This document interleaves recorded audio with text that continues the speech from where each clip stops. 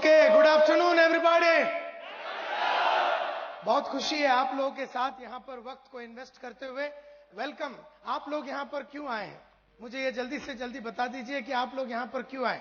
एक एक करके हाथ ऊपर करके बताइए कि आप लोग यहाँ पर क्यों आए। Yes sir. कुछ जानने के लिए साहब यहाँ पर आए हैं, कुछ जानने के लिए। Yes sir. कुछ सीखने के लिए। क्या सीखना चाहते हो आप? सक्सेसफुल कैसे बनना है। Yes sir. क्या सीखना है? मोटिवेट होने के लिए। क्यों मोटिवेट होना चाहते हो आप? जिंदगी में आगे क्यों बढ़ना है? सपने हैं तो क्या हो गया, अभी तक तो जैसी जिंदगी चल रही है वैसे चलने तो क्या प्रॉब्लम है। ओके, तो यहां पर आए हैं सपनों को साकार करने के लिए। कोई मोटिवेट होने के लिए आया है तो कोई सीखने के लिए आए हैं। यहां पर से कोई क्यों आए हैं आप? Yes sir. पैसा कमाना। पैसा कमाने के लिए जेंटलमैन यहां पर आए हैं। Yes sir. आग लेने आए हैं।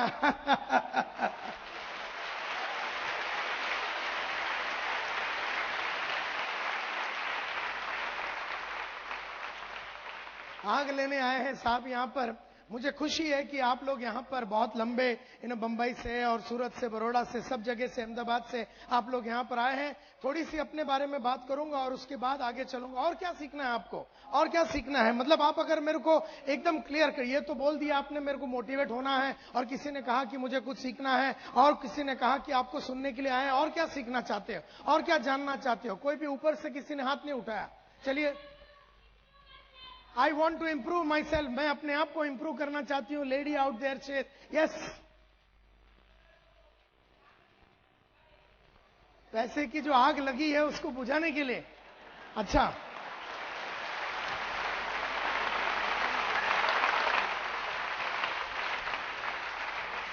Okay. Yes, somebody else. Yes sir. जिंदगी में कभी डिप्रेशन नहीं आवे, ये एक पते की बात आपने कही, क्योंकि कई लोगों को मैंने लाइफ में देखा उठते हुए और फिर बैठ जाते हैं। कोई 2-3 महीना ऊपर रहता है, फिर 4-5 महीना गायब हो जाता है। कोई 5-6 महीना ऊपर रहता है और उसके बाद गायब हो जाता है। ये क्यों होता है ये मैं जानता हूं। तो जिंदगी में हमेशा के लिए मोटिवेटेड रहना चाहते हैं। 1 महीना नहीं, 1 साल नहीं, एक खाली 3 महीना नहीं, 4 महीना नहीं, लेकिन हमेशा के लिए जिंदगी भर अगर मोटिवेटेड रहना है तो मुझे क्या करना पड़ेगा, ये उन्होंने मुझसे पूछा। मुझे क्या करना पड़ेगा, क्योंकि 24.5 साल हो गए मेरे को। 24.5 साल हो गए। ऐसा कोई दिन नहीं रहा, ऐसा कोई हफ्ता नहीं रहा, ऐसा कोई महीना नहीं रहा, ऐसा कोई साल नहीं रहा जहां पर मुझे कोई तकलीफ हुई और मैं डाउन हुआ। 24.5 साल, 24.5 ईयर्स से मैं लगातार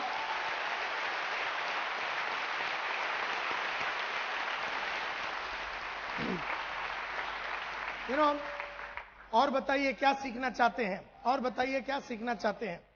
चलिए जल्दी जल्दी। Success. Yes sir. Network marketing में मुझे इतिहास करना है तो मुझे क्या करना पड़ेगा संतोष नायर? ये जेंटलमैन पूछ रहे हैं। Yes sir. क्या बनने के लिए? समबड़ी बनने के लिए। अच्छा, I am nobody, I want to be a somebody. Somebody बनने के लिए ये यहां पर आए हैं कि कुछ मैं करके दिखाऊं, कुछ ऐसा करके दिखाऊं कि लोग बोले यार इसके माफत बनना है, इस इंसान के माफत बनना है। क्या बात करता है यार, इसकी क्या चाल है, इसकी क्या अदा है, इसकी हर बात में मस्ती है। मैं इसके माफत बनना चाहता हूं, मैं ये समबड़ी बनना चाहता हूं। मैं वो इंसान बनना चाहता हूं जिसको देखने के बाद लोगों के मन में एक determination, dedication, sincerity, honesty, commitment, जुनून, जोश, पागलपन पैदा हो जावे। इस तरह का मैं इंसान बनना चाहता हूं। इसके लिए यहां पर आए हैं। और कोई? चलिए चलिए। Yes sir.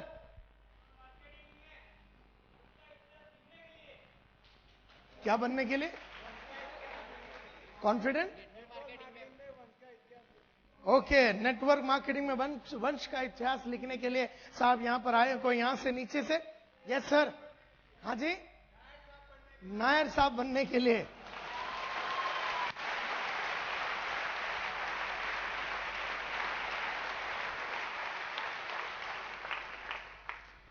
आज से कई साल पहले की बात है, 1983 की बात करता हूं। आज से 23-24 साल पहले SY बीकॉम में पढ़ता था। SY बीकॉम यानी कि 14वीं में पढ़ता था। उस जमाने में बीकॉम पढ़ता था। एक जमाने में फादर ने उठ गया, सुबह सुबह फादर उठे, मेरे पिताजी उठे और उन्होंने कहा कि आगे से मैं तेरे को पढ़ा नहीं सकता हूं, आगे से मैं तेरे को पढ़ा नहीं सकता हूं। ये 83 की बात है, जब मैं SY बीकॉम में था। आगे से मैं तुझे पढ़ा नहीं सकता हूं, मेरे पास पैसे है नहीं। 18 महीने से भाड़ा नहीं भरा था हमने। 18 महीने से महाराष्ट्र हाउसिंग बोर्ड को हमने भाड़ा नहीं भरा था तो घर खाली करने का नोटिस आ चुका था। बड़ी बहन की उम्र हो चुकी थी, शादी नहीं हो रहा था, पैसे नहीं थे। छोटी बहन की उम्र हो चुकी थी, शादी करने का था, पैसे नहीं थे। बंबई में जितने हमारे आजू बाजू में जितने किराने की दुकान है, जितने दूध वाले हैं, सबसे हमने उधार लिया था। और जब पिताजी ने कहा कि मैं तुझे आगे पढ़ा नहीं सकता हूँ, बड़ा दुख हुआ मेरे को। और मेरे सामने दो रास्ते थे, एक या तो मैं पढ़ाई को छोड़ दूं या तो फिर मैं कुछ करूं और अपना पढ़ाई को कंप्लीट करूं। न जाने मेरे मन में ऐसा क्यों लगा कि मुझे कम से कम ग्रेजुएट बनना चाहिए। उसका फायदा क्या है मुझे आज तक नहीं समझ में आया, ये बात अलग है, लेकिन मैं बनना चाहता था एक ग्रेजुएट तो कम से कम। तो मैंने क्या किया, 1983 में मेरे दोस्त के साथ मैंने सुबह 1983 में जब ये बात हुई, एक दिन सुबह उठ के मैंने न्यूज़पेपर का धंधा चालू कर दिया। घर घर में जाके मैं न्यूज़पेपर डालता था। लोखंड वाला कॉम्प्लेक्स बोल के बंबई में एक जगह है, वहां पर मैं घर घर में जाके न्यूज़पेपर डालता था। और न्यूज़पेपर डालने के बाद शाम सुबह 7:30-8 बजे के करीब मैं कॉलेज में जाता था पढ़ाई करने के लिए। दोपहर के टाइम पे मैं अकाउंटेंट का नौकरी करता था चीरा बाजार बोल के जगह में बंबई में, और रात के टाइम पे मैं ट्यूशन लेता था। इस तरह से 600-700 रुपए कमा के जब मैं मेरे फादर के हाथ में, पिताजी के हाथ में देते थे तो उनको ऐसा लगता था कि 6-7 करोड़ रुपए के बराबर है। और ये पैसा जब उनके आंखों में वो चमक देखता था, मुझे ऐसा लगता था इस दरिद्रता से, इस छोटी जिंदगी से, इस बहुत ही तकलीफ वाली जिंदगी से मुझे निकलना है। लेकिन मुझे नहीं मालूम था करना क्या है। जो भी मुझे आता था मैं कर रहा था। जिंदगी ऐसी बीत रही थी, जिंदगी को बिता रहा था, जी नहीं रहा था, जिंदगी को बिता रहा था इस तरह से। तो एक दिन रात चलते चलते 1985 में मिल गया मेरे को स्वामीनाथन अय्यर, जो मेरे साथ स्कूल में पढ़ता था। अय्यर ने मुझसे पूछा, संतोष तू करता क्या है? और अय्यर तब जॉन वायथ इंडिया लिमिटेड बोल के फार्मास्यूटिकल कंपनी जो दवाई बनाती है, उस कंपनी में मेडिकल रिप्रेजेंटेटिव था। अय्यर ने मुझसे पूछा, संतोष तू करता क्या है? मैंने पूरी कहानी बता दी। मैंने कहा कि रोज सुबह न्यूज़पेपर डालता हूं, दोपहर को उसके बाद कॉलेज जाता हूं, उसके बाद अकाउंटेंट की नौकरी करता हूं और रात को मैं ट्यूशन लेता हूं। तो अय्यर ने मेरे को ऊपर से नीचे तक देखा और बोला, यार संतोष तुझे याद है कुलकर्णी तुझे मालूम है? अपने गली का कुलकर्णी पिछले 32 साल से न्यूज़पेपर डाल रहा है। जिस पेड़ के नीचे से उसने अपने धंधे को चालू किया था, उसी पेड़ के नीचे आज भी वो बैठा है। अगर तू ये सोचता है कि घर घर में जाके न्यूज़पेपर डालने से अगर तू पैसे वाला बनेगा, ये तेरी सबसे बड़ी गलतफहमी होगी संतोष। खाली अगर 2 वक्त की रोटी चाहिए और जीना है सिर्फ पैसे भी करके, तो बात अलग है, न्यूज़पेपर ही नहीं कोई भी धंधा कर सकते हो। लेकिन अगर जीवन में बहुत बड़ा आदमी बनना है तो न्यूज़पेपर से काम नहीं चलेगा। और तू बोलता है अकाउंटेंट का नौकरी कर रहा है, आज तुझे 400 रुपया दे रहा है वो सिंधी फाइनेंसर जिसके उधर तू काम कर रहा है, अगले साल 500 हो जाएगा, अगले साल 600 हो जाएगा, अगले साल 700। आज से 15 साल के बाद जब तेरी उम्र 35 की होगी, तेरे 3,500-4 हजार का पगार होगा। अब 35 बरस का उम्र का आदमी 3,500-4 हजार रुपया जब कमाएगा, वो अपने बीवी बच्चों को किस तरह की जिंदगी देगा, वो अपने माँ बाप के कौन से सपने पूरे करेगा, इसका तू अंदाज अभी का भी लगा सकता। तुझे 15 साल बिताने की जरूरत नहीं, मैंने तेरी कहानी अभी की अभी बता दी। 15 साल के बाद क्या होगा मैं तेरे को अभी बता दिया। बंबई की किसी गली में वही 3-4 हजार रुपया का तू अकाउंटेंट बन के रह जाएगा। और ये जो ट्यूशन लेता है, आज एक ट्यूशन के लिए 100 रुपए मिल रहा है, कल 2 हो जाएगा, 3 हो जाएगा, 4 हो जाएगा। लेकिन एक बात पक्का है संतोष नायर, तू जिंदगी में बड़ा आदमी कब ना बन सकेगा, कभी ना बन सकेगा। तू कभी वो पैसे नहीं कमा सकेगा जिसकी वजह से तेरे फादर की ये जो उधारी है और तकलीफ है, इससे तू कभी अपने फैमिली को बाहर नहीं निकाल सकेगा। तेरे बाप ने उधार लिया, तू भी उधार लेगा। तेरे बाप तकलीफ में जिंदगी बिताया, तू भी निकालेगा वैसे ही जिंदगी। तेरे माँ बाप के सपने कभी पूरे नहीं होंगे। तू जिस औरत से शादी करेगा उसको तू कभी ताजमहल दिखा नहीं पाएगा। जो तेरे बच्चे होंगे वो कभी अमेरिका जाके या जापान जाके या सिंगापुर जाके ऐसी कोई अचीवमेंट नहीं कर पाएंगे। तू एक छोटी सी स्कूल में अपने बच्चों को भेजेगा, छोटी सी जिंदगी होगी, मुकेश के दर्द भरे गाने होंगे और तेरी जिंदगी ऐसा किसी को मालूम किए बिना तो इस दुनिया से चला जाएगा। अगर ऐसे ही जाना है तो अभी क्यों नहीं चला जाता इस दुनिया से? 20, 25, 40 साल जीने के बाद क्यों जा रहा है? अभी आत्महत्या कर ले। जब अय्यर ने इस तरह से मुझसे पूछा तो मुझे ऐसा लगा यार आग लग गई मेरे अंदर। मैं बोला यार ये क्या लाइफ है? और मैंने देखा कि मेरे फादर ने किस तरह से लाइफ जिया, और उनके जो जितने कलीग्स थे, फ्रेंड्स थे, उनके भाई लोग थे, जिस तरह से उन्होंने लाइफ जिया, तो मेरे को पूरा 30-40 साल का मेरा कहानी सामने नंगा नजर आ गया। और तब मैंने डिसाइड किया, यस, कुछ करना तो पड़ेगा। और वो टाइम पे मैंने स्वामीनाथन अय्यर से पूछा कि अय्यर करना क्या पड़ेगा मुझे, अय्यर मुझे करना क्या पड़ेगा।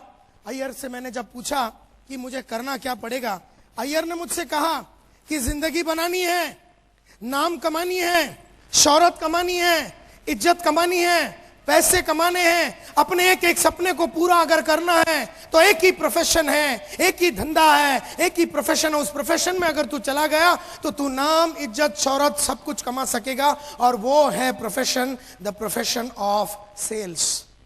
सेल्स के प्रोफेशन में चला जा, बेचने की प्रोफेशन में चला जा, और अगर तू उस प्रोफेशन में अगर ईमानदारी के साथ वो सब किया जो करना चाहिए, तो तू जीवन में जो जो करना चाहता है, जितने भी तेरे सपने हैं, सब कुछ साकार हो जाएंगे। लेकिन मैंने आज से अय्यर से पूछा, लेकिन यार मुझे तो सेल्स के बारे में कुछ भी नहीं मालूम, मेरे को तो खाली debit what comes in, credit what goes out, debit expense and losses, credit incomes and profit, जो हमने अकाउंटेंसी में सीखा था, जो बीकॉम में सीखा था, वो आता है, लेकिन मुझे तो सेल्स के बारे में कुछ नहीं मालूम। उसने मुझसे कहा, अमिताभ ने एक्टिंग के पहले एक्टिंग कभी की नहीं थी, आशा भोसले ने गाने के पहले कभी गाया नहीं था, जाकिर हुसैन ने तबला बजाने के पहले कभी बजाया नहीं था, और तू भी सेल्समैन बनने के पहले सेल्स में था नहीं।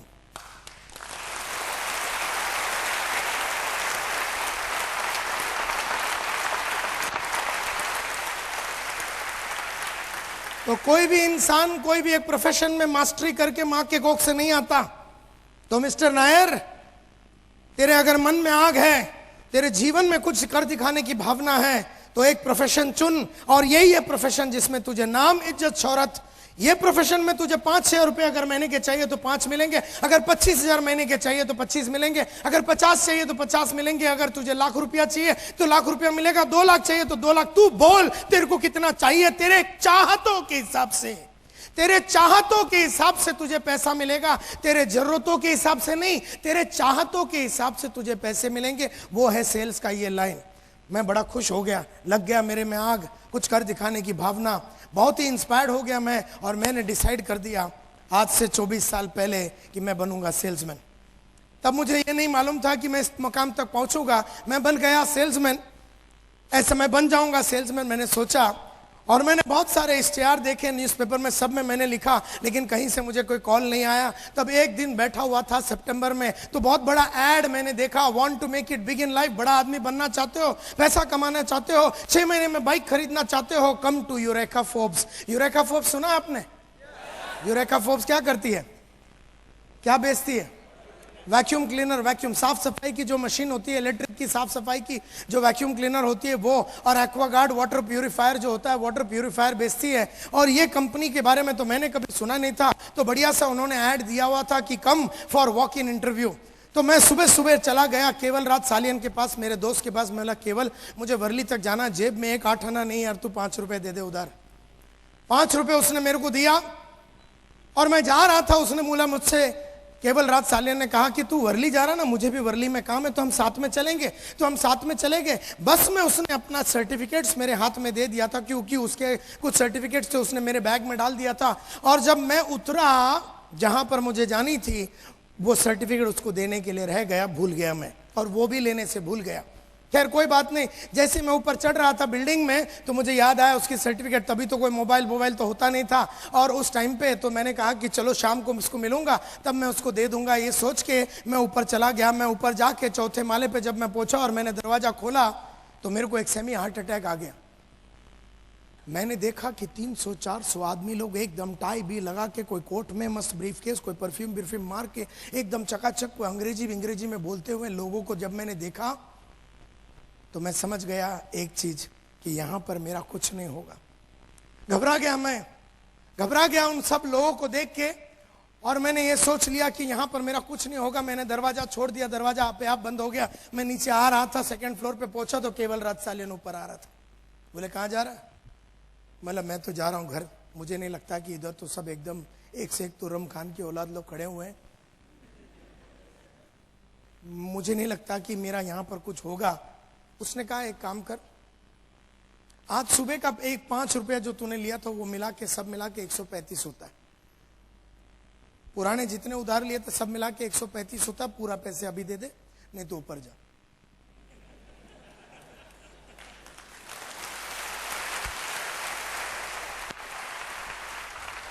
पैसे की मजबूरी, पैसे नहीं थे, पैसे की मजबूरी की वजह से मुझे यूरेका फोर्ब्स में जाना पड़ा और वहां पर जाके 9:30 बजे मैंने बैठ गया। 3:30 बजे 6 घंटे रुकने के बाद मेरा इंटरव्यू का नंबर आया। तो सेल्स में सबसे पहला लेसन मैंने सीखा कि जिंदगी में अगर आगे बढ़ना और सेल्स में आगे बढ़ना है तो you have to have a lot of patience, बहुत पेशेंस। 6 घंटा चुपचाप मैं कॉर्नर में बैठा था कि मेरा इंटरव्यू अभी आएगा। 3:30 बजे जब इंटरव्यू आया, 6-6.5 फीट का एक मल्होत्रा साहब बोल के आदमी ने मेरा इंटरव्यू लिया। अंग्रेजी में उन्होंने बहुत सारे क्वेश्चन पूछे। मल्होत्रा साहब डॉन बॉस्को कॉन्वेंट एजुकेटेड आदमी था। संतोष नायर बर्फी वाला स्कूल में जाता था जहां पर हम हिंदी में बात करते थे ज्यादातर, और मैं जिस कॉलेज में गया था वहां पर हम मराठी में बात करते थे। मल्होत्रा साहब ने जब अंग्रेजी में बहुत सारे क्वेश्चन, कॉन्वेंट एजुकेटेड मल्होत्रा साहब ने बहुत सारे अंग्रेजी में क्वेश्चन पूछे तो नायर जवाब ना दे सका। मल्होत्रा साहब 3 चीज करते हैं। आदमी अच्छा लगा तो सिलेक्ट, डाल दो इसको ट्रेनिंग में, सिलेक्ट। अगर आदमी ठीक ठाक लगा, रिजर्व, इसको रिजर्व में रखो, बाद में रिजर्व पुलिस होता ना, जरूरत पड़ने पे ले लेंगे। वैसे पुलिस घूमती रहती है, जो रिजर्व पुलिस होता है उसको जो एकदम लफड़ा हो जाता है तो फिर उसको बुला लेते हैं। तो रिजर्व में डाल दो, जब भी हमारे पास कोई कुत्ता होगा नहीं तो इसको उठा लेंगे। और तीसरा मल्होत्रा साहब करते थे, आदमी उनको ठीक ही नहीं लगा तो उसको रिजेक्ट, और मेरे को तीसरा कैटेगरी में डाल दिया, मुझे रिजेक्ट कर दिया। Because I did not look like a salesman. मैं ना सेल्समैन के माफत दिख रहा था, ना मैं सेल्समैन के माफत बोल रहा था, ना मेरे में ऐसी कुछ कैरेक्टरिस्टिक्स थी जिसको देख के मल्होत्रा साहब को ऐसा लगा कि ये आदमी सेल्स में कभी कुछ कर पाएगा। और इतना पतला सा था मैं, सब मिला के 40-45 किलो का होगा। मल्होत्रा साहब ने सोचा 20 किलो का अगर सूटकेस इसके हाथ में वैक्यूम क्लीनर देगा ये वैसे ही मर जाएगा साला।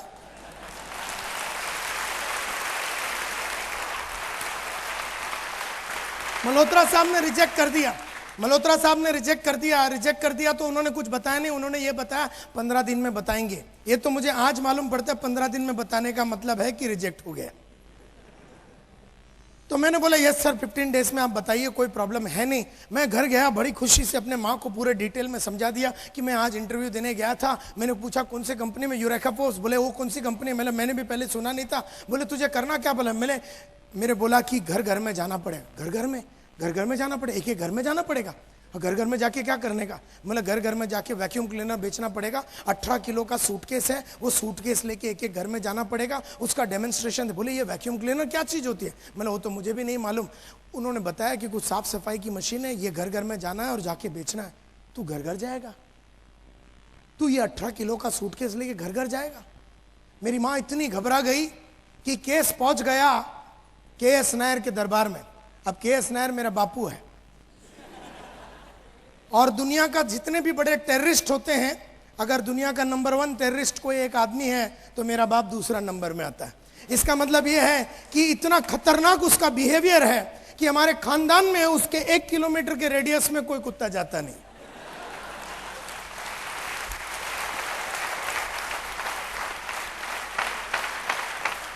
मेरे बापू को 3 बच्चे कैसे पैदा हो गए मेरे को आज भी डाउट है।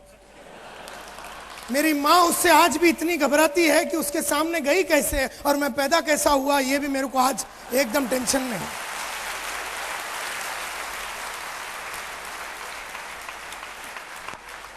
इतना खतरनाक आदमी जो मतलब खड़ा नहीं करता किसी को। आजकल 73 का है, टोटल बेड पे है। पुराना हिसाब किताब हम कर सकते हैं अभी, लेकिन अभी भी वो रूम में जाने को अपनी एकदम स्पेयर पार्ट हिल जाता है। आज भी बेड पे है लेकिन वहां नहीं जा सकते। एकदम हवा है, हवा, एकदम डरावना आदमी है। केस जब उनके दरबार में गया और बोला बेटा बोलता है सेल्समैन बनेगा, घर में जाएगा, पेटी लेके घूमेगा। मेरे बाप ने ऊपर से नीचे देख लिया मेरे को एक ही नजर में, और मेरा सेल्समैन का करियर उधर ही खलास हो गया। बोले ये सब सिंधी पंजाबी लोग का काम है, समझ में आया तुझे? ये सब सिंधी पंजाबी लोग करते हैं घर में जाने का, ये सब हम मद्रासी लोग नहीं करते। मुझे देख, मैं 35 साल से एक जगह में काम कर रहा हूं, एकदम एक ही कंपनी में, केईसी इंटरनेशनल में, और अभी मेरा और 15 साल बचा हुआ है। एक जगह पे रहे, अभी तेरा अच्छा अकाउंटेंट का नौकरी चल रहा है, आज 400 रुपए पगार है, कल 500 हो जाएगा, जिंदगी तेरी मस्त चलेगी, मुझे देख। वो रात पहली बार मैंने अपने बाप को बराबर देखा, और देखने के बाद यह तय किया कि इसके माफत तो बनना नहीं है। अच्छा हो गया उन्होंने मुझसे बोला कि मुझे देख। ना वो बोलते ना मैं बराबर देखता, क्योंकि इतने साल में तो उसको देखा ही नहीं अपन ने।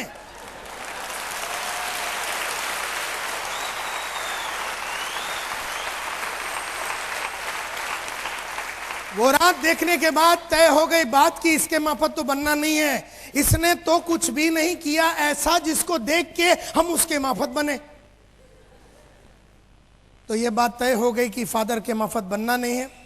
मोहब्बत तो आज भी अपने बाप से करते हैं उतने ही जितना पहले भी करते थे, आगे भी करेंगे, वो बात अलग है। लेकिन इसके माफत बनना, अपना बाप है तो उसके माफत बनना जरूरी नहीं है। अगर वो कुछ अचीवमेंट वाला होता और अगर बहुत खंबे उसने गाड़ दिए होते तो फिर एक हाथ हम भी मार के देखते उसके माफत। लेकिन इस आदमी ने, जिसने मुझे शाम को 6 बजे बोला मुझे देख मेरे माफत बन, मैंने ये डिसाइड किया इसके माफत नहीं बनूंगा। और ये बात पक्का हो गया। वो रात अय्यर का बात पक्का हो गया। बाप को मिलने के बाद अय्यर का बात पक्का हो गया कि अब तो मैं सेल्समैन बन के ही रहूंगा। लेकिन उनको बताया नहीं क्योंकि घबराता था मैं उनसे, और मैंने कुछ बताया नहीं। और यहां से भी कोई कॉल नहीं आया, महीना भर बीत गया, कोई कॉल ही नहीं आया यूरेका फोर्ब्स से। तो एक मतलब कहानी ऐसी जाती है कि आधा बंबई मल्होत्रा साहब संभालते थे। यूरेका फोर्ब्स आधा बंबई मल्होत्रा साहब संभालते थे, और आधा बंबई जो था अनिल कुमार गुप्ता बोल के दूसरे ब्रांच मैनेजर के पास थे। उस जमाने में अनिल कुमार गुप्ता साहब जो दूसरे ब्रांच मैनेजर, उनको आदमी की जरूरत पड़ी। उन्होंने बहुत ऐड वगैरह डाला लेकिन उनको कोई नहीं मिला, और एकदम डेस्परेट हो गए, एकदम उदास हो गए। और एक दिन मल्होत्रा साहब के पास जाके बैठ गए जो दूसरे ब्रांच मैनेजर थे। बोले यार मल्होत्रा, तेरे पास कोई सिलेक्टेड कैंडिडेट है तो दे यार, मुझे 15 जन का एक नया टीम खड़ा करना है। मल्होत्रा साहब ने बोला यार ये टाइम मैंने ऐड डाला था, इतना मैंने ऐड डाला, लेकिन मुझे कोई आदमी नहीं मिला, जो मिले मैंने सबको ले लिया। बोले अच्छा ठीक है यार, तेरे पास कोई रिजर्व कैंडिडेट तो होगा, रिजर्व कैंडिडेट अगर तू दे देगा तो मैं एक टीम खड़ा कर दूंगा, तो मेरे को यार तेरा रिजर्व क्या। बोले यार ये टाइम मैंने जो रिजर्व कैंडिडेट है उसको सिलेक्ट समझते हुए मैंने सबको सिलेक्ट करके ले लिया, तो मेरे पास रिजर्व कैंडिडेट भी नहीं है। बोले यार मल्होत्रा, तेरे पास कोई रिजेक्ट माल तो होएगा। बोले बहुत सारे हैं, और उसमें मेरा नंबर भी था। मल्होत्रा साहब ने गुप्ता साहब को सभी रिजेक्टेड कैंडिडेट, आड़े टेढ़े जितने भी नॉनसेंस वाले आदमी थे, जितने बेकार जो लोग थे, उनका पूरा लिस्ट उठा के गुप्ता साहब को दे दिया। गुप्ता साहब ने उसमें से छाटम छाटी करके न जाने क्या टेक्निक यूज करके एक टेलीग्राम भेज दिया। 2 अक्टूबर गांधी जयंती 1985 दोपहर के 2 बजे मेरे हाथ में एक टेलीग्राम आया, report for final interview 9:30 in the morning 3 अक्टूबर 1985। तकदीर ने वहां साथ दिया, तकदीर ने वहां साथ दिया कि टेलीग्राम के.एस. नायर के हाथ न लगा। इसको बोलते हैं ऊपर वाले की देन, कि तकदीर ने वहां साथ दिया कि टेलीग्राम के.एस. नायर के हाथ में नहीं लगा। लगा होता तो आज चीरा बाजार की गलियों में मैं आज भी 4000 रुपए का अकाउंटेंट का नौकरी करता बैठा। तो मैंने जैसे ही देखा टेलीग्राम अंदर डाल दिया, और मैंने मन में सोच लिया यार रिपोर्ट फॉर फाइनल इंटरव्यू। अगले दिन 3 अक्टूबर 1985 को गुप्ता साहब के सामने जाके मैं बैठ गया। उन्होंने कहा क्या चाहिए तुझे। मैंने बोला सर मेरे को पैसे कमाने। बोलते ये लाइन में इज्जत मिलेगा, शोहरत मिलेगा, नाम मिलेगा। मैं बोला वो आप अपने पास रख लो, इज्जत नाम शोहरत मेरे को चाहिए ही नहीं, फिलहाल अभी रोकड़ा चाहिए। रोकड़ा ही नहीं लेती, इज्जत लेके मैं क्या करूंगा, शोहरत लेके मैं क्या करूं, मुझे रोकड़ा चाहिए सर। मेरे को ये बताओ कि पैसे कैसे कमाया जा सकता है, tell me how to make money, पैसे कैसे कमाया जा सकता है, बाद में इज्जत शोहरत सब देख लेंगे।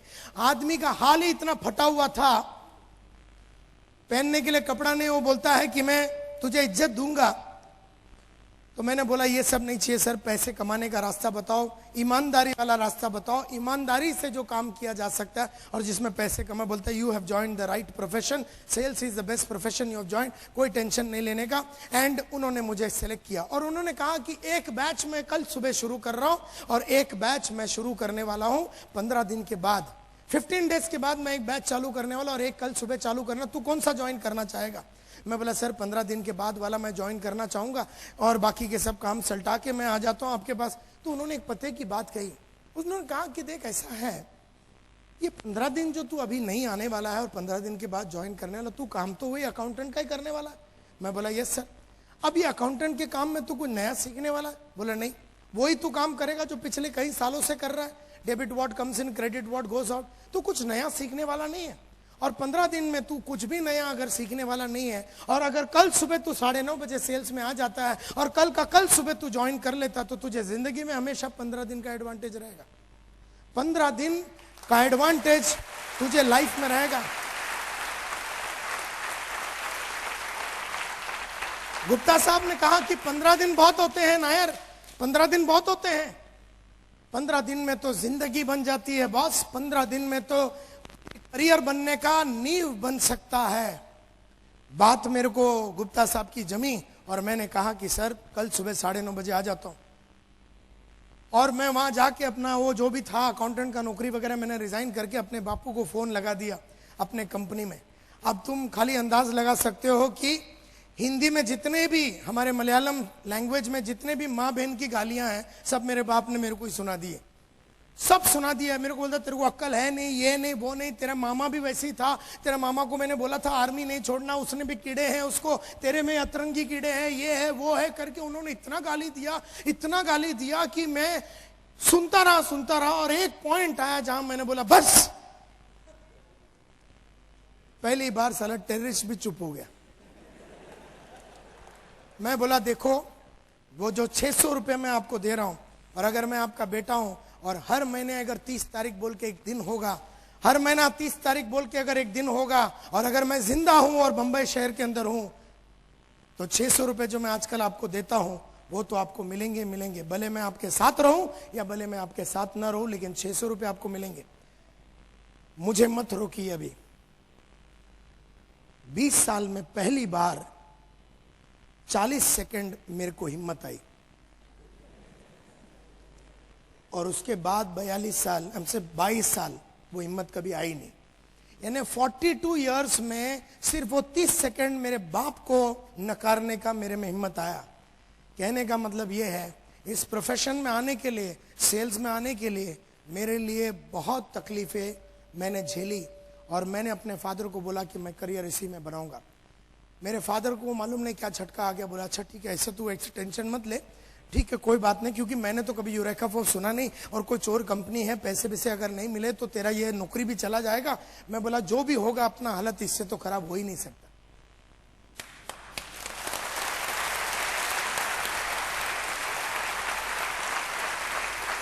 अपनी हालत इतनी फटी हुई थी, इससे ज्यादा फटने का सवाल ही नहीं उठता, इससे नीचे जाने का सवाल ही नहीं उठता कि 18 महीना भाड़ा नहीं दिया तो 19 महीना नहीं दिया तो कौन सी बड़ी बात हो गई, है कि नहीं। महाराष्ट्र हाउसिंग बोर्ड एक और नोटिस भेज देगा, उसमें कोई फर्क नहीं पड़ता, क्योंकि अभी तो भाड़ा दिया ही नहीं है। अगर 4 किराने वाले से उधार ले लिया तो 5 से लिया और थोड़ा बदनाम हो गया, वैसे भी बदनामी है। तो बात मेरे को समझ में आ गई कि मुझे इससे निकलना है। एंड देयरफॉर ऑन 4 अक्टूबर 1985, आज से 22.5 साल पहले मैंने यूरेका फोर्स बोल के कंपनी को ज्वाइन कर लिया as a full time sales representative. 5 दिन का ट्रेनिंग हुआ हमारा, और उस 5 दिन के ट्रेनिंग में बहुत सारी बातें गुप्ता साहब ने सिखाई, और वो सब बातें सिखाने के बाद हमारे को बोल दिया अब तुम लोग जाओ फील्ड में। 11 अक्टूबर 1985 4:30 बजे दोपहर को मल्होत्र गुप्ता साहब ने 18 किलो का सूटकेस हाथ में पकड़ा दिया, बोले जा। मैं बोला किधर जाऊं? बोले टेरिटरी में। तो हर सेल्समैन का एक टेरिटरी होता है, एक जगह होता है जहां पर उसको काम करना होता है। तो मुझे भी टेरिटरी दे दिया गया। मेरे को बोला तेरा टेरिटरी है ग्रैंड रोड ईस्ट। मैं बोला सर वो बंबई का रेड लाइट एरिया है। बोलते उधर बहुत पोटेंशियल है। मैं बोला उधर ग्रैंड रोड ईस्ट में? बोले हाँ तेरा टेरिटरी वो है। खैर कोई बात नहीं, हाथ में 18 किलो का सूटकेस, मन में बहुत सारे सपने और विश्वास लेके 11 अक्टूबर 1985 को जो मैं उतरा फील्ड पे 4:30 बजे, तब से लेके आज तक मैंने जिंदगी में मुड़ के कभी देखा नहीं। 20 दिन बचे हुए थे उस महीने के लिए, 20 days were left।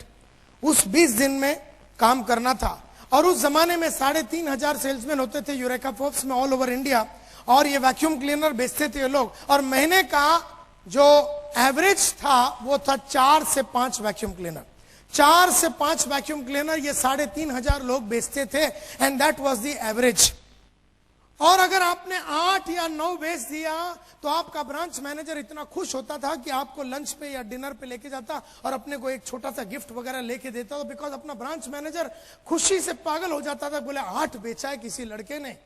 और अगर आपने 12 से 13 बेचा या उससे ऊपर बेचा, जो कि कोई बेचता ही नहीं था एक महीने में, हमारा कंपनी का मैनेजिंग डायरेक्टर अखिल मार्फतिया अपना 2000 रोवर गाड़ी में आते थे। 2000 स्टैंडर्ड रोवर गाड़ी में, बड़ा गाड़ी होता था, उसमें आते थे और तुम्हें लेके जाएगा ज्वेल ऑफ इंडिया, जो सामने का एकदम बढ़िया सा रेस्टोरेंट था, वहां लेके जाके आपको खाना पीना सब खिलाता था। और आप बोलो वो बदन पे, जो भी बदन के पोर्शन पे आपको चुम्मा चाहिए वो लगा देता था।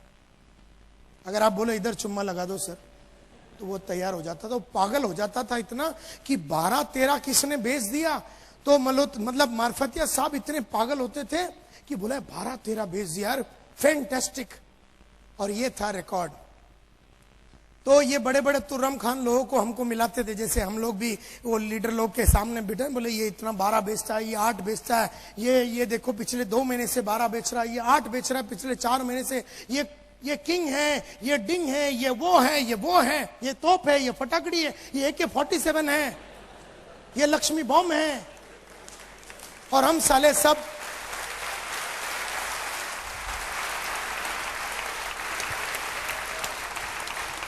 उन लोगों को देखने के बाद एहसास हो गया तो हम तो अपटी बॉम्ब हैं करके।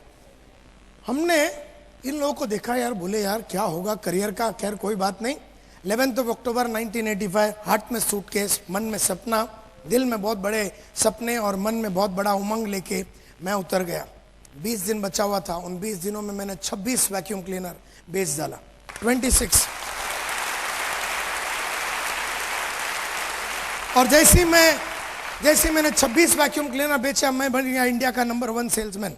तो सब लोग आए और बोले यार ये तो फ्लूक में हुआ लगता है। मुझे भी लगा फ्लूक में हो, क्योंकि कभी कभी धंधा हो जाता है। अपने को भी कभी कभी है ना, 3-4 आदमी को ज्वाइन कर लेते तो एकदम अपने को भी लगता बहुत कुछ कर दिया। तो फिर हर महीना क्यों नहीं होता, हर हफ्ता क्यों नहीं होता फिर। तो अपने को भी ऐसा लगा ये फ्लूक में हो गया, लेकिन ये फ्लूक में नहीं था, क्योंकि अगला महीना मैंने 32 वैक्यूम क्लीनर बेचा, उसके बाद मैंने 33 बेचा, उसका अगला महीना 36, उसका अगला महीना 37, उसके बाद 39, उसके बाद 41, उसके बाद 43। लेकिन जिंदगी में कभी पिछले महीने से कम मैंने जिंदगी में कभी नहीं बेचा, कभी नहीं।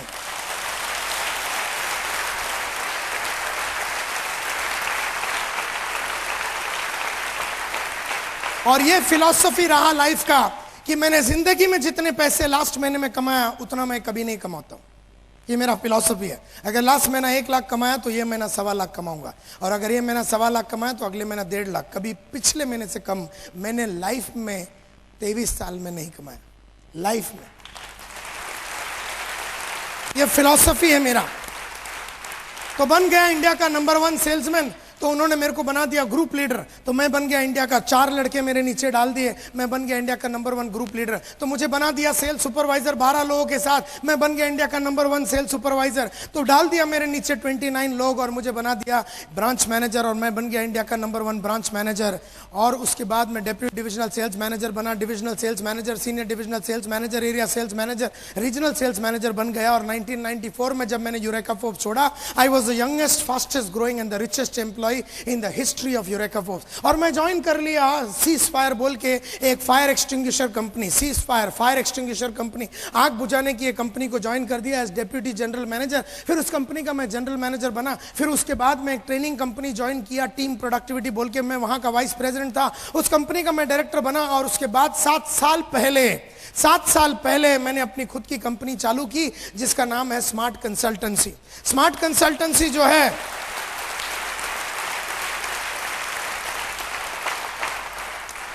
स्मार्ट कंसल्टेंसी जो है पिछले 7 साल से कॉर्पोरेट ट्रेनिंग में है। एशियन पेंट्स को हम लोग ट्रेन करते हैं, ब्लो प्लस को हम लोग ट्रेन करते हैं और आईसीआईसी को हम लोग ट्रेन करते हैं। और दुनिया की जितने भी बड़ी कंपनियां हैं, Coca Cola, Procter and Gamble, आप बोल लो, जो भी आपके मन में कंपनी का नाम आवे, जो भी कंपनी का नाम आवे, उस कंपनी का या तो एमडी को या सीईओ को या वाइस प्रेसिडेंट को या रीजनल मैनेजर को या ब्रांच मैनेजर को या उन कंपनी का फ्रंट लाइन के लोगों को मैंने कहीं ना कहीं, कभी ना कभी, कहां ना कहां मैंने बात किया होगा और ट्रेन किया होगा।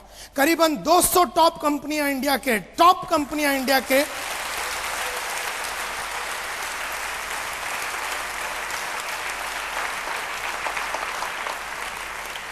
मुझे याद है माय डियर फ्रेंड्स, 500 रुपए मेरा पगार होता था यूरेका फोर्ब्स में। तब मैंने एक लक्ष्य रखा, एक टारगेट रखा।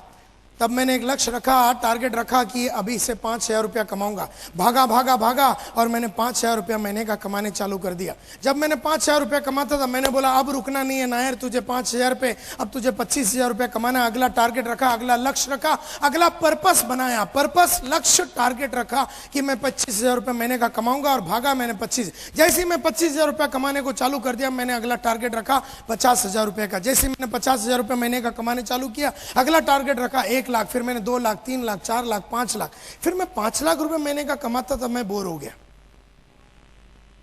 मैं बोला ये महीने का चक्कर ही नहीं चाहिए मेरे को दिन का चाहिए अभी।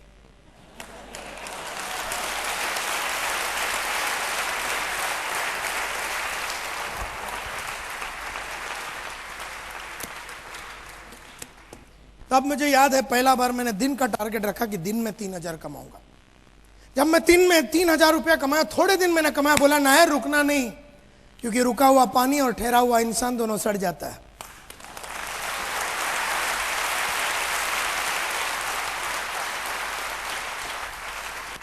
मैं सड़ना नहीं चाहता था, मैं रुकना नहीं चाहता था, क्यों? रुक गया तो मैं फंस गया। कोई भी इनकम पे रुकना नहीं, कोई भी लेवल पे रुकना नहीं, ना रूबी पे रुकना, ना डायमंड पे रुकना, ना पर्ल पे रुकना, ना सिल्वर पे रुकना, ना गोल्ड पे रुकना, ना किधर नहीं रुकना। रुक गया तो मर जाएगा साला। तो मैंने ये डिसाइड किया कि अब मैं रुकूंगा नहीं। और जैसे ही मैंने ये डिसाइड किया कि मैं रुकूंगा नहीं, मैंने 3000 रुपया कमाया। उसके बाद मैंने बोला 5 का टारगेट, फिर 5000 दिन का कमाता था, फिर मैंने 10 का टारगेट रखा, फिर 20, 30, 40, 50, 60, 70, 80, 90 लाख, 1.25 लाख, 1.5 लाख। आज मैं दिन का 2.25 लाख रुपये से 2 लाख दिन का कमाता हूं, दिन का।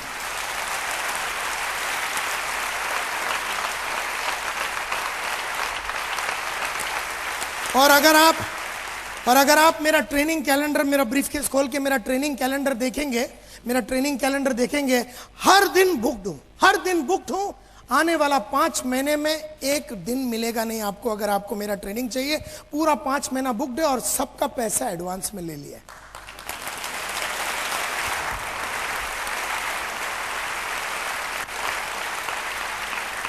रोकड़ा पहला लेता हूं, रोकड़ा दिखाने तो सल मुंह से डायलॉग ही नहीं आता है।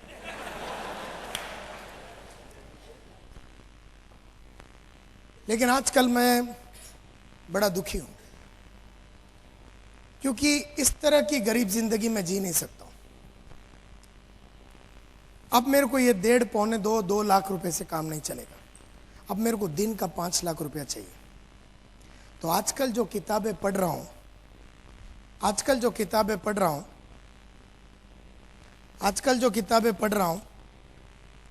वो मुझे 5 लाख तक लेके जाएगी। आजकल जो किताबें पढ़ रहा हूं वो मुझे 5 लाख पे लेके जाएगी। आजकल जो किताबें पढ़ रहा हूं वो मुझे 5 लाख पे लेके जाएगी। आजकल जो किताबें पढ़ रहा हूं वो मुझे 5 लाख पे लेके जाएगी। आजकल जो किताबें पढ़ रहा हूं वो मुझे 5 लाख पे लेके जाएगी।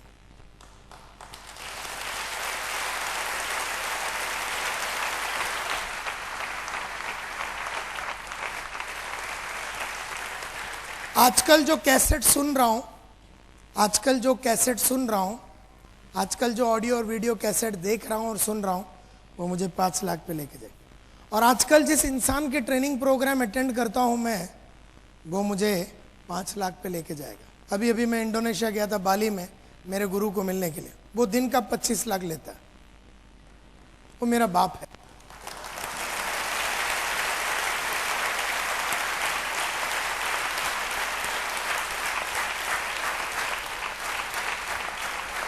नाम है इसका रॉजर हैमिल्टन।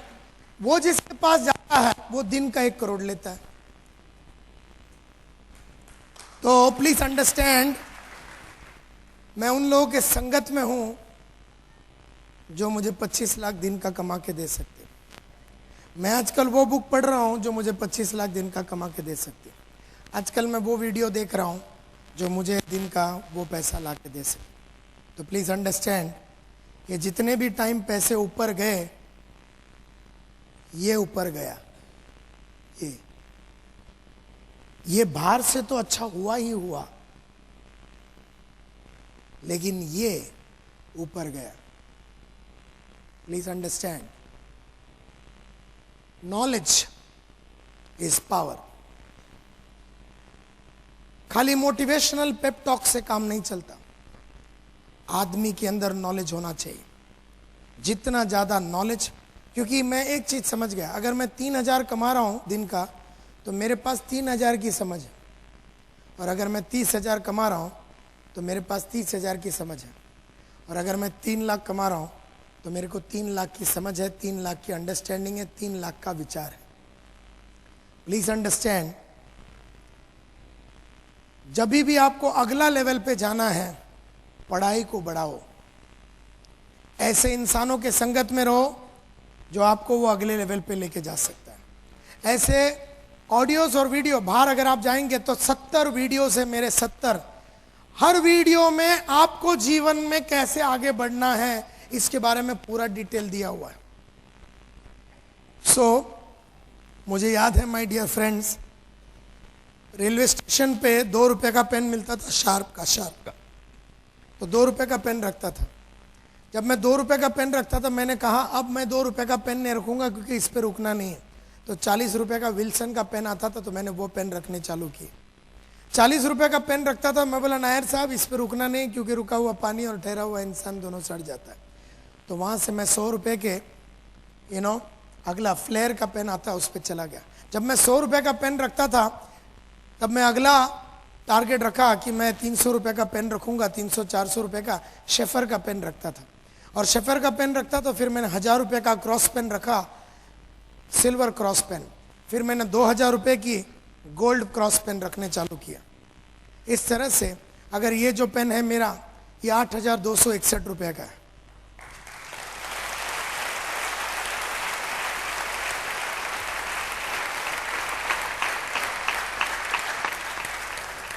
मेरा अगला पेन होगा कार्टियर का 1 लाख रुपए का। मुझे याद है मैं कावासाकी बजाज 2 व्हीलर चलाता था सेकेंड हैंड। तब मैंने अगला टारगेट रखा कि अब मैं फर्स्ट हैंड गाड़ी खरीदूंगा। जैसे मैं उसके ऊपर चढ़ा, मैं उसको बोला कि मेरा अगला टारगेट मैंने रखा कि मैं सेकेंड हैंड प्रीमियर पद्मिनी लूंगा। जैसे ही मैंने सेकेंड हैंड प्रीमियर पद्मिनी लिया, मैंने टारगेट रखा कि ये तारीख 2 जून 1996 को मैं मारुति 800 एयर कंडीशन गाड़ी लूंगा। वो डेट मैंने रखा, बराबर वही डेट पे जाके मैंने गाड़ी खरीदा। जो दिन वो गाड़ी खरीद के सिद्धिविनायक टेम्पल में जाके पूजा करके हम वापस आ रहे थे, बाजू में मेरी बीवी बैठी थी। अब ये गाड़ी खरीद के 1 घंटा भी नहीं हुआ था, नया brand new air condition Maruti 800। मैंने बोला अगला गाड़ी कौन सा? तब उसने कहा अगला गाड़ी स्टीम रिवियरा रेड कलर। मैंने डेट तय कर दे अभी। तो हमने डेट तय कर दिया कि we will buy it on our wedding anniversary 14 सितंबर 2000 को, जो हमारा वेडिंग एनिवर्सरी वो दिन हम खरीद लेंगे। बराबर 1:30 बजे दोपहर को जाके हमने वो गाड़ी खरीद लिया। जब हम उसको लेके महालक्ष्मी टेम्पल जाके पूजा करके वापस आ रहे थे, नीचे उतर रहे थे, मैंने गाड़ी बाजू में लगाया। मैं अगला गाड़ी कौन सा?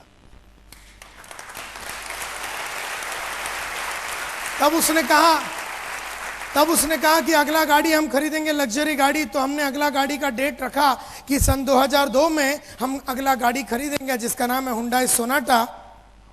और बराबर 18 दिसंबर 2002 को हमने जाके वो गाड़ी खरीदी सोनाटा। और जैसे ही सोनाटा लेके प्रेयर करके हम नीचे उतर रहे थे, गाड़ी हमने साइड में लगाया और पूछा अगला गाड़ी कौन सा? और अगला गाड़ी है मेरा मर्सिडीज बेंज 29 सितंबर 2007 3 बजे दोपहर को मैं खरीदूंगा। 80 लाख का गाड़ी है, 80 लाख रुपए का।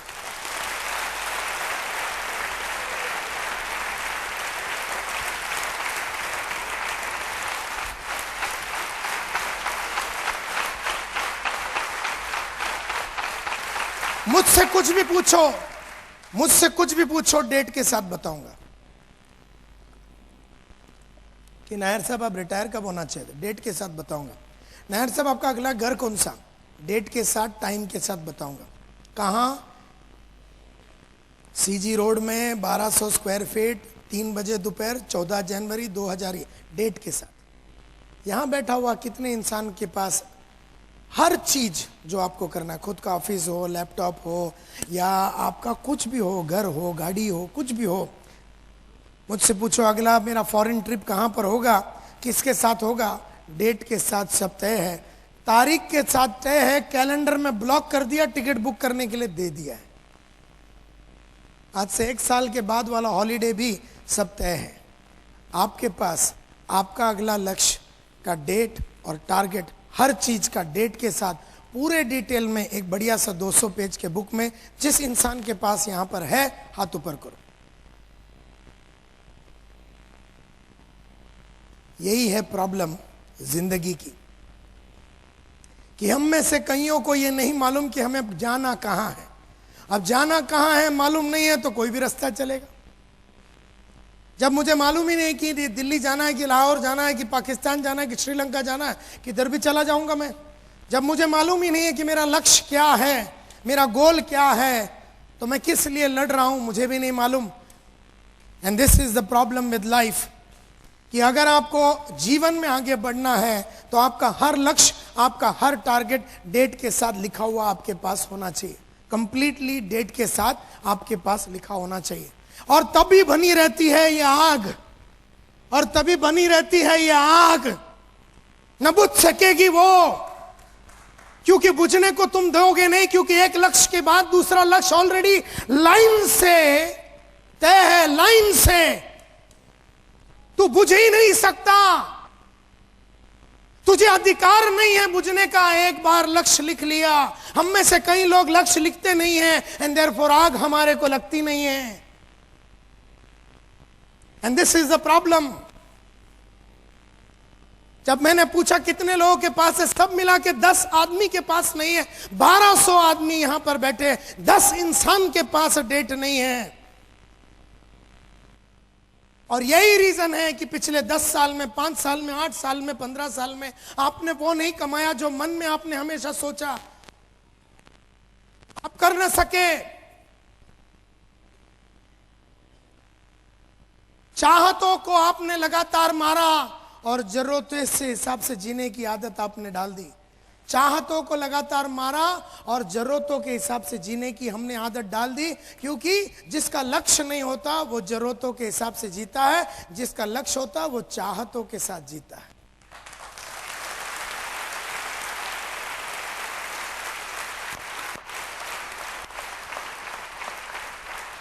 तो मेरी बेटी अगर आके मेरे को बोले, मेरी 3 बेटियां हैं, अगर मेरी बेटी आके बोले कि पप्पा मुझे 20 लाख रुपया चाहिए, सिंगापुर में जाके इंजीनियरिंग करना, मैं 20 लाख दूंगा। लेकिन हम में से कई लोग की बेटियां अगर आके 20 लाख रुपया मांगे तो हम बोलेंगे देख, और हम कहानी सुना देंगे। और यही कहानी मेरे फादर ने मेरे को अपनी पढ़ाई के बारे में सुनाई थी, और मैं हिस्ट्री को दोहराना नहीं चाहता, मैं अपना बाप बनना नहीं चाहता। अगर मैं बाप हूं मेरी बेटियों का, और अगर हस्बैंड हूं मैं मेरी बीवी का, और अगर बेटा हूं के.एस. नायर का और इंदिरा एस. नायर का, सपने जिसके भी हो मैं पूरा करूंगा।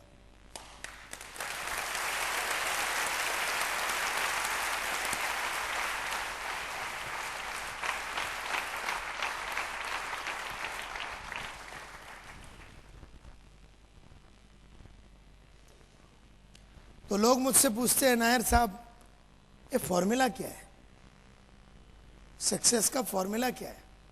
बुलाते हैं लोग मुझे, नायर साहब आइए और जरा खड़े हो जाइए और लोगों को बताइए कि जीवन में आगे कैसे बढ़ना है। आज से 10 साल पहले, 15 साल पहले जब लोगों को बुलाता था तो मैं अपनी कहानी सुना के सबको बोलता मैंने ये किया, मैंने वो किया,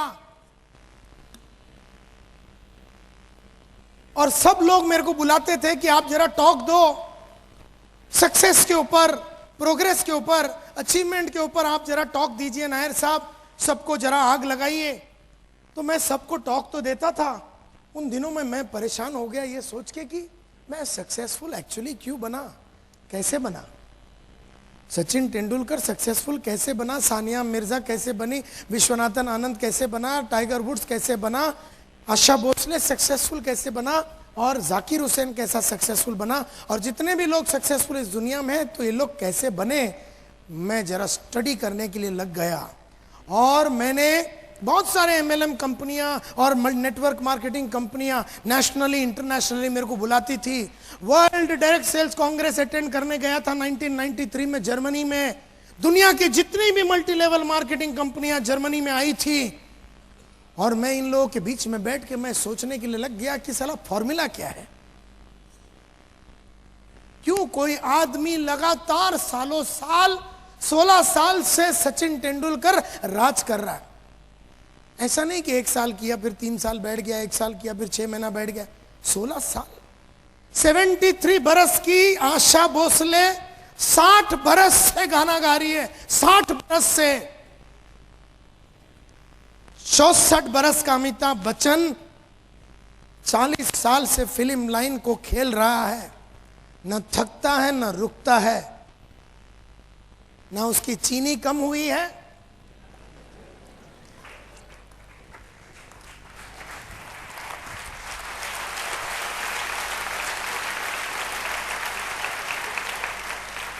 तो मैं बड़ा परेशान हो गया। मैं बोला यार मैं तो खुद सक्सेसफुल हूं और दुनिया का बहुत सारे आदमी सक्सेसफुल है, लेकिन फॉर्मूला क्या है, करते क्या है ये सक्सेसफुल लोग।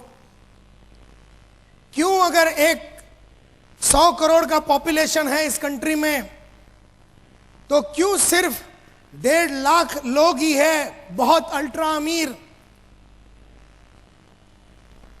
इस देश में। क्या फॉर्मूला है। तो मैं एक वॉयेज ऑफ डिस्कवरी पे निकला, बहुत सारे बायोग्राफीज पढ़े, बहुत सारे ऑटोबायोग्राफीज पढ़े मैंने, बहुत सारे मीटिंग्स मैंने ली सक्सेसफुल लोगों की टॉप के, बहुत सारा इंटेंस मैंने सोचा और थिंकिंग किया, और बहुत सारे नेटवर्क मार्केटिंग के आदमी लोग को मैंने पूरे वर्ल्ड में मिला, पूरे वर्ल्ड में मिला। एमवे से लेके, एवरी श्लेन से लेके, न्यूट्री मैट्रिक से लेके, एएमसी से लेके, दुनिया का टॉप से टॉप कंपनी में मैं गया और मल्टी लेवल मार्केटिंग का एक एक इंसान की जीवन को स्टडी किया। स्टडी करने के बाद मुझे समझ में आ गया कि मैं क्या ढूंढ रहा हूं। मैं ढूंढ रहा हूं the common denominator of success. Success का कॉमन फॉर्मूला क्या है, और जो कि मैं वो ढूंढ रहा था तो मुझे वही मिला। मैं ढूंढ रहा था ये कि सक्सेस का फॉर्मूला क्या है। नजरें जो आपकी ढूंढती है और मन जो आपका सोचता है, वहां तक आपकी आंखें आपको पहुंचाई देती है। तो मुझे समझ में आ गया फॉर्मूला क्या है सक्सेस का। तब मुझे समझ में आ गया कि सक्सेस एवरीबॉडी वांट्स इट, सबको चाहिए, यस और नो, सबको चाहिए। किसी को ही पूछो, अहमदाबाद के गली में जाओ, सूरत के गली में जाओ, ऐसा कोई आइटम नहीं मिलेगा आपको जो बोलता मेरे को होना ही नहीं है। सबको चाहिए। यहां बैठा हुआ 1200 को चाहिए, तो फिर मिलती क्यों नहीं सबको? सबको क्यों नहीं मिलती? क्यों नहीं बन सकते हम डायमंड? क्यों नहीं बन सकते हम रूबी, एमरल्ड या जो भी है? क्यों सब लोग नहीं कमा सकते 3 से 4, 5 लाख रुपए महीने का? सबको चाहिए सक्सेस, ये मेरे को समझ में आया। तो मुझे लगा हार्डवर्क, हाँ सक्सेस का फॉर्मूला हार्डवर्क होगा, हाँ फॉर्मूला हार्डवर्क होगा। तो मैं बड़ा खुश हो गया, लेकिन मेरी खुशी 3 मिनट की थी, क्योंकि अगर सक्सेस का फॉर्मूला हार्डवर्क है तो मेरे बाजू में एक रिक्शा वाला रहता है, पिछले 27 साल से रिक्शा चलाता हूं। सुबह जाता है, बहुत लेट रात को आता, बहुत मेहनत करता है, लेकिन उसने कुछ नहीं कमाया। और मैं ऐसे हजारों इंसानों को जानता हूं जो सुबह से लेकर रात तक बहुत मेहनत करते हैं लेकिन पैसा नहीं बनाया। तो मेरे को फॉर्मूला समझ में आ गया कि हार्डवर्क का सक्सेस से कोई कनेक्शन ही नहीं।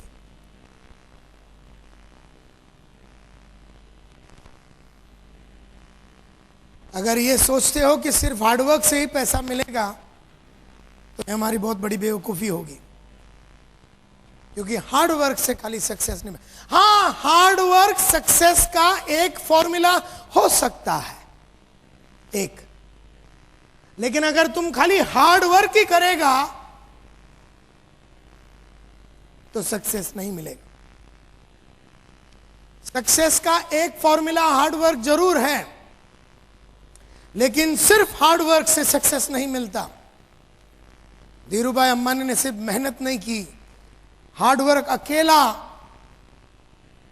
कुछ तो है दूसरा फॉर्मूला, कुछ तो है फॉर्मूला जो दुनिया का हार्ड वर्किंग आदमी लोग को अभी तक समझ में नहीं आया। Is it the real secret of success hard work?